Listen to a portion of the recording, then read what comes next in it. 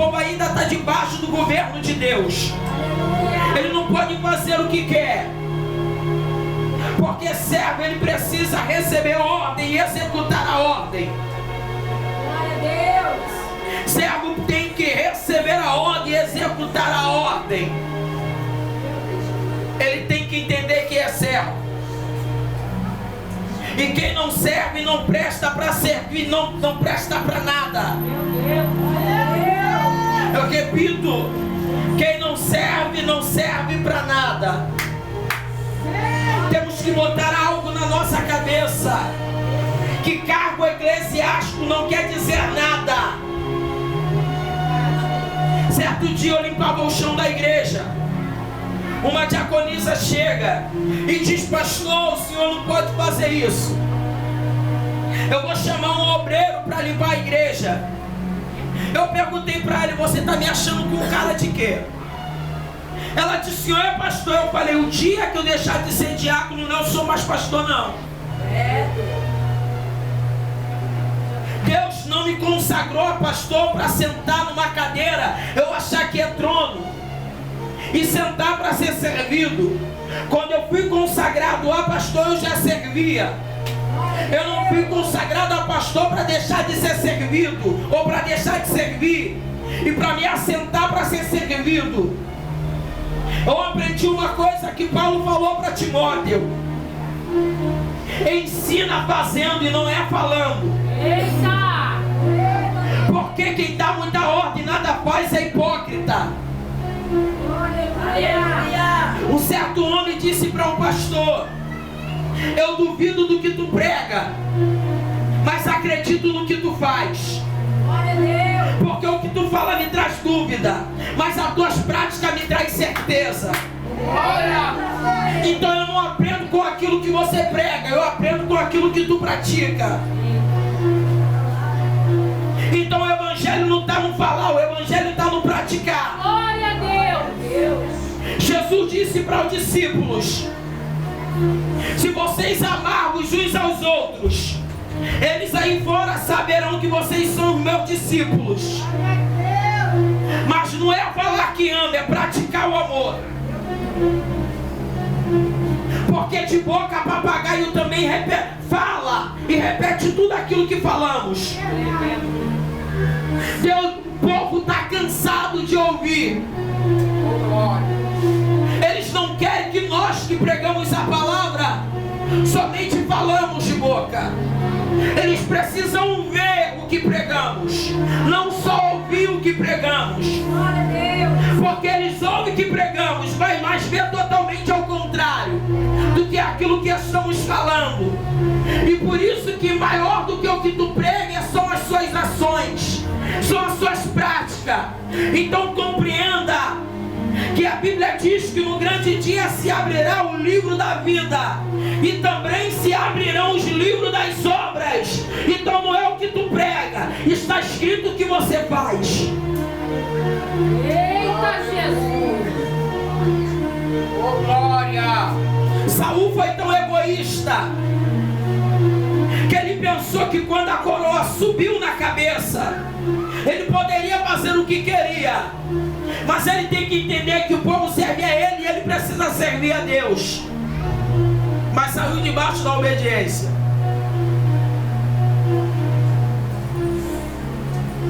O filho do pastor Luiz, pastor Daniel, que hoje é pastor presidente de uma igreja,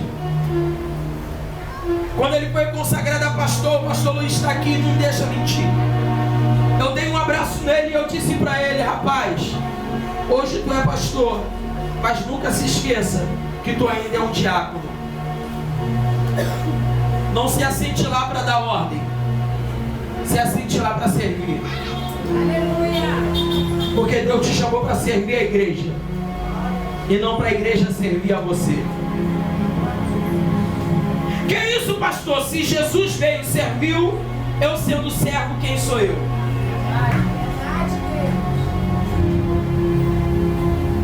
Capítulo 2 de Filipenses diz que ele mesmo sendo Deus não usurpou ser igual.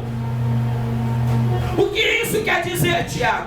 é que ele não se aproveitou da sua soberania para fugir dos propósitos de Deus.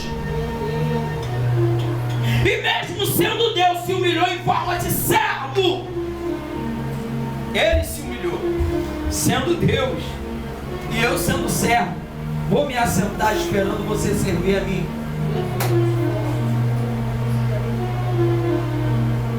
O que diferencia é o cargo eclesiástico, mas diante de Deus todos nós somos servos.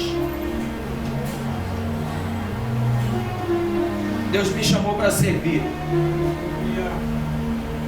e não para me assentar para ser servido. E disse Jesus: aquele que quiser ser maior que João Batista no reino, seja menor que ele aqui na terra. E quando você olhar para o seu irmão, olhe para ele como seu superior. Oh, glória! Porque quem quiser ser grande, seja o menor. Quanto menor você for, melhor será. Porque a Bíblia diz que a soberba procede à destruição, a altivez a queda, mas a humildade procede à honra. E precisamos ser humildes para servir. Porque se eu não sei servir o meu próximo, eu não posso dizer que eu tenho comunhão com Deus. Aleluia. Glória a Deus. Aleluia. Samuel pega da espada e picota Agag por completo. Saul tenta esconder o erro, mas os bois começam a mugir. O pecado começa a falar. O pecado começa a gritar. Pecado escondido.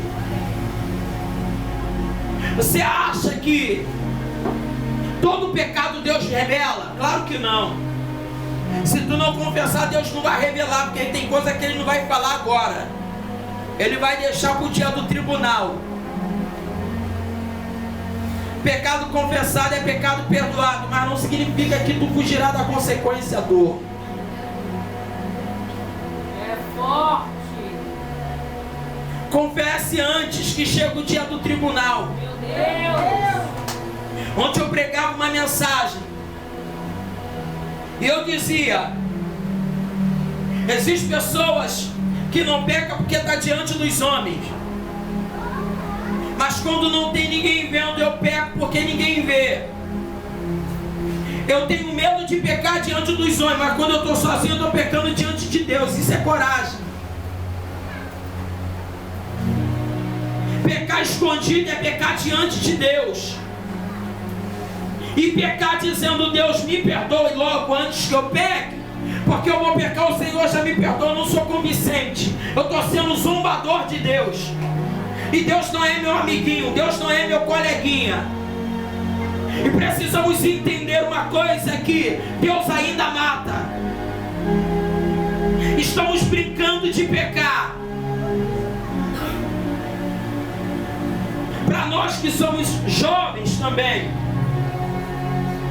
achamos que é só cantar, que é só pregar, que é só tocar, que é só dançar. Eita. Precisamos ter uma comunhão e viver em santidade diante de Deus, porque aquele que nos chamou é santo, e a exigência daquele que nos chamou sendo santo é que possamos nos santificar também, porque Ele é santo, porque Ele disse: sede santo porque eu sou. Hebreus vai dizer: segui a paz com todos. Segui a paz. Entra no culto comigo, não fica triste. Segui a paz. E mais o que? Entra no culto comigo, vamos interagir. Se você não pregar comigo, eu vou pregar em Lingala. Vou pregar no lado do meu povo da África. Segui a paz. E a santificação. exigência. Então a exigência não é seguir a paz com todo, porque nem todo mundo vai querer ter paz contigo. A exigência é essa: santificação. Sem esta, sem a qual ninguém verá a Deus. Porque no céu só entrará os lavados e remidos no sangue de Jesus. Porém os santos que lavaram as suas vestimentas em seu sangue. Eu sei que me parece que pregar sobre santidade em alguns lugares hoje é pecado, e não pode mais pregar isso. Porque para me manter a porta aberta de alguns lugares, eu preciso pregar uma palavra favorável ao povo. Mas eu não me preocupo, porque eu já sei o endereço da igreja, se não me chamarem mais. Mas Deus nos chama para dentro de uma santidade. Saul tentou esconder, mas não deu. Poderia se arrepender logo, mas ele não se arrepende, sente remorso, ele chora. E deixa eu dizer uma coisa para nós aqui, nós, não é esta geração, para esta geração que eu vivo, eu faço parte. Eu faço parte. Foi falado que essa geração é a pior que tem. Porém, se renunciar, será a mais poderosa. Outros pregadores dizem que essa geração é a pior que tem, mas não trazem solução para essa geração. Mas a palavra que foi pregada aqui também foi: se renunciarmos, é uma exortação. Então foi muito bem colocado, é a pior. Mas se renunciarmos, aí é a solução. Outros pregadores só dizem que é a pior. Se somos a pior geração, ele é também o pior pregador. Só que eles tentam fugir, dizendo que esta geração. Mas não dá para fugir, porque dentro do português, esta geração eu estou me incluindo. Se fosse essa, eu estou caindo fora. Mas ele está dizendo esta, eu também faço parte. E eu não quero ser geração de Saul. Eu preciso ser a geração de Davi. É moleque para pecar, mas é sujeito homem para confessar o erro. Olha para cá e já vou encerrar.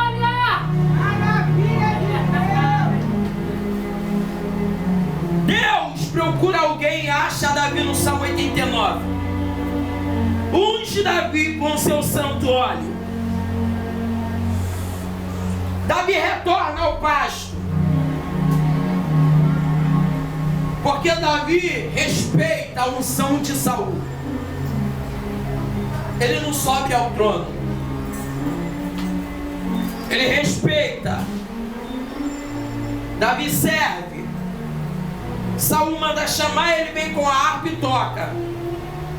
Eu preguei e eu exortei os músicos da igreja.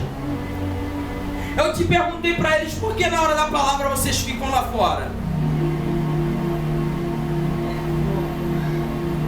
Vocês têm que ficar para ouvir a palavra. Fizeram cara feia, mas não estou nem aí. Sou pequenininho, eu sou altão. Mas se ficar de graça, vai para a disciplina. Eu sei que não existe disciplina. A disciplina não vem do pastor para o obreiro. A disciplina vem de casa. Se eu não tenho disciplina, ninguém vai me disciplinar. Não existe disciplina. Existe suspensão. E no domingo retrasado eu falei isso, e nesse domingo que passou eles ficaram. Eu disse para eles: os músicos são os principais dentro do culto. Por quê? Porque vocês têm a obrigação de trazer a presença de Deus para o culto. A obrigação do músico é esta. Porém, se vocês não se consagrar, não orar, não buscar, não santificar, não há presença de Deus. Eu lembro da minha pastora, falecida pastora Edivanda. Eu chegava para tocar 20 anos atrás, 19 anos atrás. Quando eu sentava na bateria, ela me perguntava: ô baixinho, você jejuou hoje? Não. Levanta. Que isso, pastora? Para tocar no que é santo tem que se santificar. Se você não santificar, nem pandeiro tu toca. É Deus, por aí. Você vai bater a tua palma, mas esquece o instrumento da igreja. Quer pregar? Se santifique. Você precisa consagrar para tocar o que é sagrado. Porque não é chegar só para fazer, só para cantar, só para pregar. É se preparar e chega disso. Cantar, pregar sem se preparar, sem se consagrar. Tocar sem se preparar, sem se consagrar, sem orar.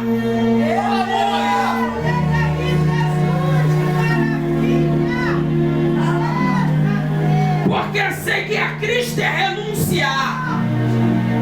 A minha carne grita peca, mas existe um Espírito chamado Santo aqui dentro, que eu preciso deixar me convencer todos os dias.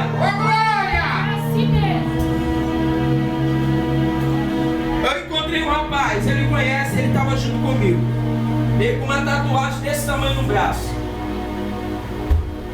Eu disse para ele: Breno, essa tatuagem é maneirona. Teu pastor deixou? Ele disse: eu pedi meu pastor. Meu pastor disse que era eu e Deus. Eu falei: sai dessa igreja, que o pastor que é pastor não era para falar que era você e Deus, era para falar que não. Ele disse: mas o que tem a ver? Eu falei: tu já leu 1 Coríntios 3,16? Não sabeis que o vosso corpo é templo do Espírito Santo, que o Espírito Santo habita em vós? Ele disse: mas não tem nada a ver. Eu falei: se tudo que eu devo fazer no meu corpo é para a glória de Deus, perguntei para ele: o Espírito Santo tem tatuagem?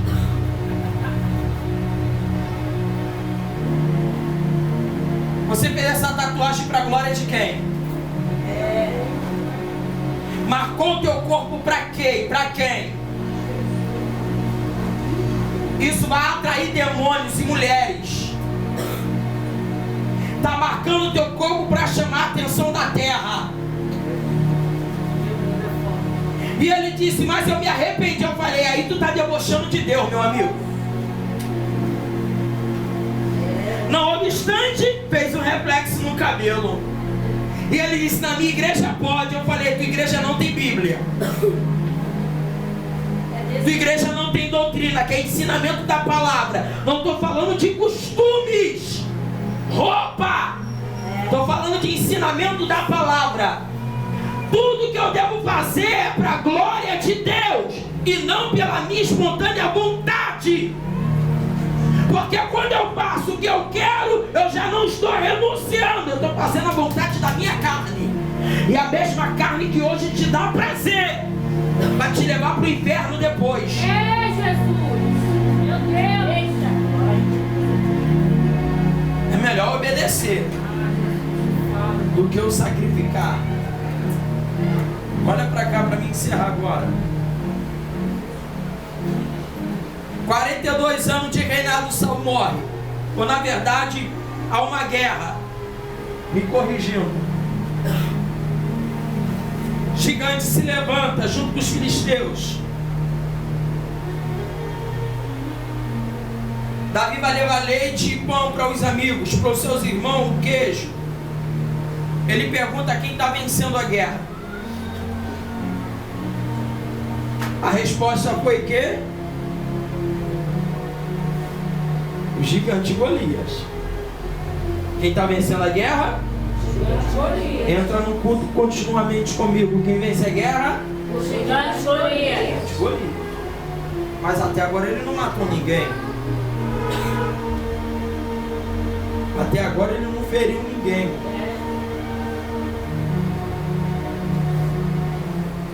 o grito dele te espanta.